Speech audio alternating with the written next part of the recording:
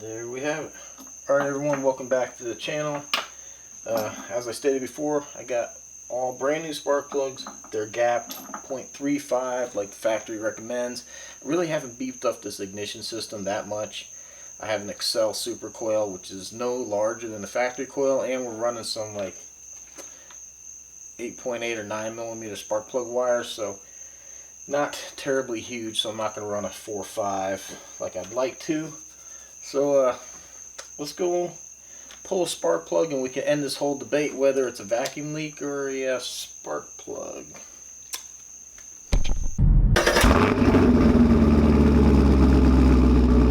Well, there's one surefire way to make replacing spark plugs a royal pain, and that's to put headers on your car. Alright everyone, I've already pulled these plugs out before. I've showed pictures to Ken. He's already told me they're pretty wasted. That's why I'm highly suspicious of the spark plugs. And I appreciate the comments and everybody's support and everything like that, but I really think blaming a vacuum leak is a little too simple. You have to understand, most cars now use a mass airflow. You'll see it here in the intake, mass airflow sensor. It reads the air coming in. Those, if you get a vacuum leak, will tend to be a little bit more finicky because it's getting more air than what the car is reading. But I still don't think a vacuum leak is going to quite cause backfires and sputters like what I'm getting here. I mean, I understand this car has like no acceleration right now. When I had it running, standing on the gas, there was nothing. This car uses a map sensor. It's right here. Manifold absolute pressure, and it senses the vacuum created inside the manifold to adjust the fueling.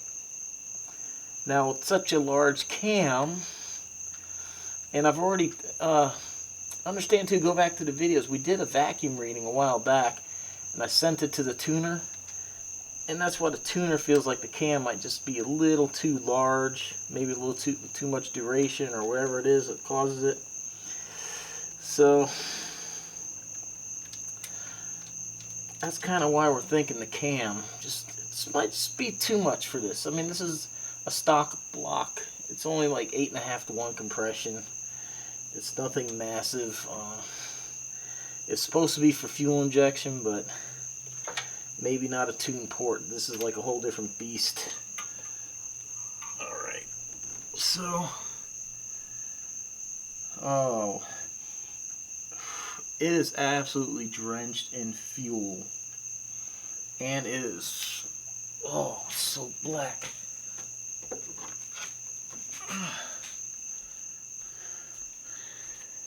Hopefully I can show you this. You guys can see how bad this plug is, and I might have to come back and revisit this during daytime hours, but look man, there's nothing. The plug is saturated and it's totally black in there. So something's going on. It's just not burning all this. It's just dumping too much fuel is what's happening. Because it smells like straight gasoline in here. Just straight gasoline. Maybe right here you can see it just a wee bit better. It's always hard when you're trying to use artificial lighting. But there you go. I think that's showing up pretty good, like how black this thing is. And like I said, the one thing you guys can't pick up on that I can right here is the absolute smell of fuel coming on this thing. This thing's just like totally carbon fouled. This whole piece right here. And look.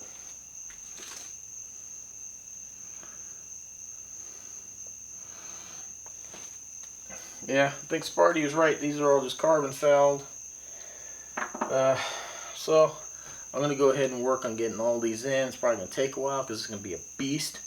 And then I need to put on the drill out this valve cover gasket and then go ahead and put that on, and then we'll see if we can't get this thing to start. Alright, we'll see you in a little bit. Alright everyone, I'm down to the last 2 spark plugs. I want you to take a good look at this during the daytime. Do you see how black? These things are totally fouled out. And this is why the car's been progressively getting worse. I'm pretty confident in it. We did have a vacuum leak at one point. It was causing the car to go to full rich. And it just burned these things up. Because when I was doing the data logging, I started getting a slight popping noise. And then every time after, it started getting worse, worse, and worse. So I really do think this is going to help. What I'm going to do too, I thought about it, I'm going to go ahead and pull that O2 sensor out. I'm going to clean it. Just spray a little cleaner in there because it's probably carboned up as well. And if it's not reading and it thinks the car is lean, it could be sending bad signal, telling the car to go to full rich as well. So I'm going to clean that. I'm going to go ahead, and I actually found, and I'll show you here in a little bit, I thought I had to pull the runner off to get to the idle air control valve, but it turns out the 4 bolts in the front, the throttle body, will just slide forward on the first fuel injection manifold, and the IAC is there. So what I'm going to do is just disconnect it. I'm going to extend it so it's plugged up, and I'm just going to try to adjust the idle right off the throttle blade right here, and that way I don't have anything else trying to manipulate the throttle or the idle at all. If I still have idle issues after that, then I know that maybe we have something crazy going on, like the map sensor or something else like that. So that's the game plan. I did 4 spark plugs the other night, and then I had to stop, man. My back just popped, and I just couldn't do it anymore. And then today, the second from the back on this side, I could not get it, so I had to pull out my secret weapon. And I can only show you a picture. She wouldn't let me videotape. That's right, that's the wife. She's underneath the car, so man, let's hear it for her. She helped me out big time. She got her little hands up there, and she was able to thread in that spark plug and get it going. Because I've been out here for like over an hour, laying underneath this car. My hands are all kind of tore up. Smashing my hand between the header and the block like this, trying to get that friggin' spark plug started. She got it done. So I only have the front 2 right here, which are fairly simple, and then I'm going to go ahead and work on the other stuff. Well, I'll check back in when we pull that throttle body. Alright, here we go. Here's the throttle body. Here's the IAC, idle air control valve. Now if you don't know, maybe you don't, I don't know, right in here is a little hole. And what it does is it kind of acts like what a choke did way back in the day. See, there's also another hole right here by the throttle blade. And what this does is this works a little solenoid. And what it does is it allows air to bypass the throttle blade, because when it's cold it needs more air. Today's cars are all drive-by-wire, so the computer can actually manipulate the throttle blades itself. These older systems didn't, so basically this helps control the idle. So we're going to disconnect it for now, but we're going to make sure that this hole is plugged and it's not actually doing anything.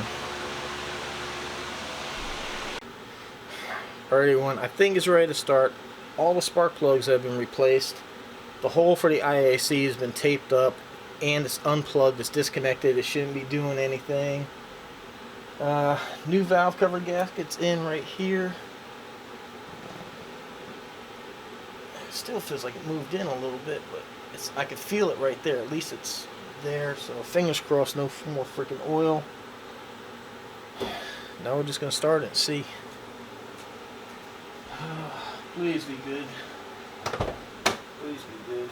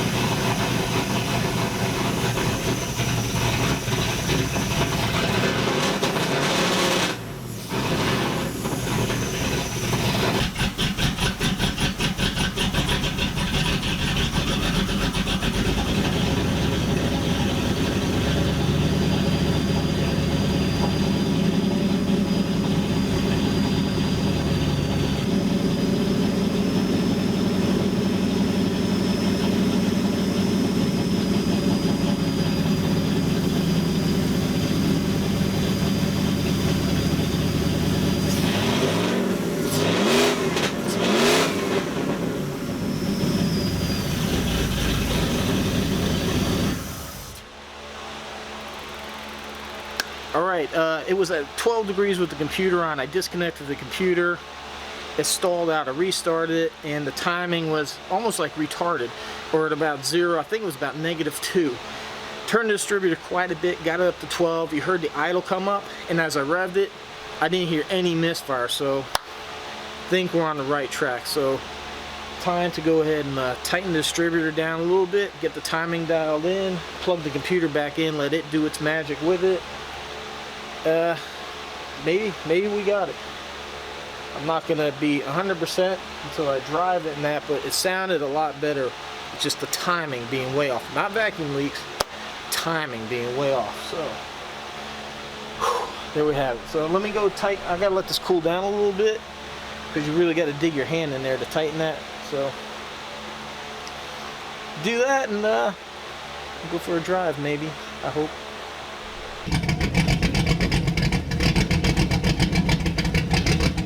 Spark plugs. Uh-oh. Big cams don't like to idle for long. Spark plugs, man, no vacuum.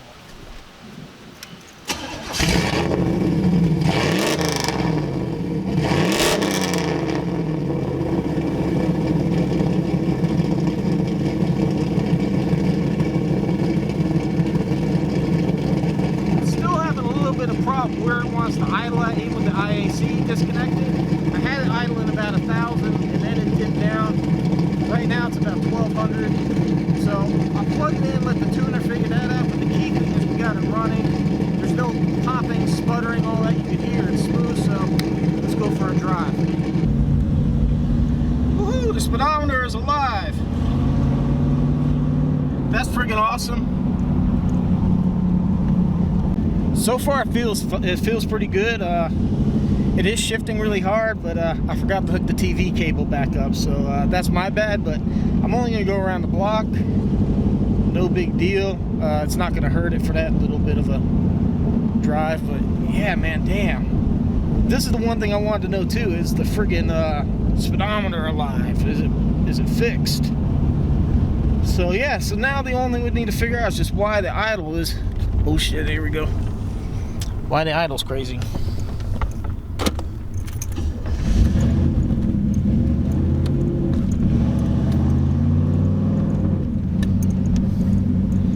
Degrees base, but might need a bigger stall converter too. It might just need something that can open up. I don't know, but I'm just guessing right now. But the tuner should be able to see a lot more than what I can see. But yeah, I mean, really wish I could open this thing up.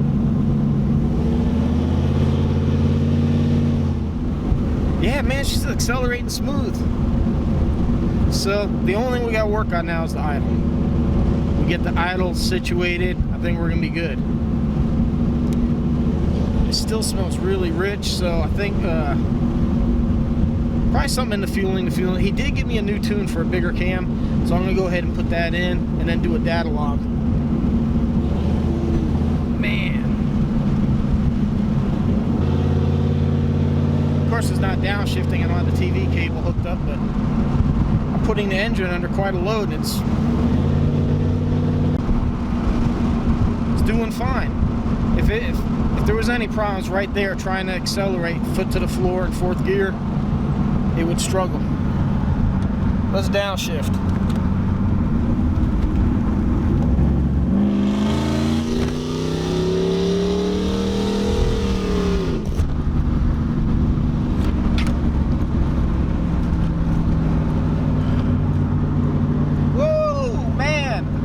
Sorry, so hard trying to hold the camera and do this. Alright, man, good job. Alright, everyone, it's time to go ahead and wrap it up. I'd like to thank my wife there for playing mechanic and getting underneath the car. You're welcome, honey. Thank you so much. There's no way I could have finished this job, I don't think, without her help. My hand was just too big to get in there and actually get that done. Understand, when I did spark plugs the first time, there was no headers, no dipstick tube, and no water temp sensor. None of that stuff was in the way, so it made it quite easy. And I was really hoping to never ever have to revisit that ever again. I was kind of hoping, you know, I'm not going to drive this thing a lot, so I was really hoping the spark plugs would last before I ever had to do that again, but it is what it is when you're working with this stuff. So that being said, you know, we got the car running. This is a really good sign. No vacuum leaks. I appreciate everybody's comments and support and stuff like that, but you know, I had revisited the vacuum leak before. I found a little bit of a leak in the intake manifold. We took all that off, we resealed it, and then I just been having a problem getting the car running ever since. Part of it was the timing. I never was able to get it running long enough to set the timing, and I knew the spark plugs were in bad shape. On that one tune, we were reading really rich, and it just carbon fouled everything, and it's just been going downhill since then. I might have mentioned it before, but when we were I was doing that one tune, I asked the tuner, I started getting some misfires and some pops, and it's just progressively been getting worse ever since. So really didn't feel like it was a vacuum leak, because I really checked everything out thoroughly, and I found the one. So fresh spark plugs, she's running, we got the timing set. Thank you, Sparty Nation, took your advice. Also, Javarsi, he recommended too, because he's got a beautiful Camaro. He's got two of them, actually. Him and his wife got a nice pair, and he set his timing at, I believe, 12 degrees too. So I took both their advice. I set this to 12, really seemed to calm things down. We rev it up, no popping, sputtering coming out of it. So I think we got it between fresh plugs and the timing. And you know, that's key. Timing is everything, man. You know, so we got that dialed in. So we got the timing done. So now it's just going to be between me. The tuner gave me a new tune. I'm going to go ahead and flash it, see if it doesn't cure any of the issues that we got. And then we're going to work on this idle, figure out why when it warms up a little bit, it jumps up. Even with the IAC, the idle air control valve, disconnected. Try to figure out what's going on with that. It's got to be something probably with the map sensor. I might have to replace it. I don't know if it's defective, but my tuner can actually see what all this stuff is when we data log, so he can watch everything live and tell me if he sees something acting up. I mean, it could just even be defective water temp sensors. You know, these computers need so much information to adjust the air fuel ratio, so I'm gonna have him look at it. So I think we're on the right track, though. It looks like it's good and it's running, so freaking I'm happy with that, man. Got her going, and I think we're gonna be able to get it running from here. It seems pretty positive. So just want to thank everyone for your support. Special shout out for people like Sankey. You've been around for a while. I know the third gens really aren't your thing. You're a 50 owner. Like, I got the 50 in the back there, man. Great cars. You know, I had the privilege of meeting you once there up in Canada. Sparty Nation, subscriber #1. Been around all the times, give me tremendous help and information. Dan, he emails me a lot on Gmail. Appreciate talking to him. Same with Javarsi. Sends me a lot of messages on Facebook. Also, Billy Idol messaged me a lot on Facebook. I appreciate all the interaction. I really do. I don't want to leave anybody out, but those are kind of like the top people that really, or almost about the only people that regularly kind of send me messages. And I do appreciate it. I love the support. So links are down below if you want to reach out to me on Facebook or Instagram, stuff like that. So I got to get the RV ready. We kind of got a trip coming up.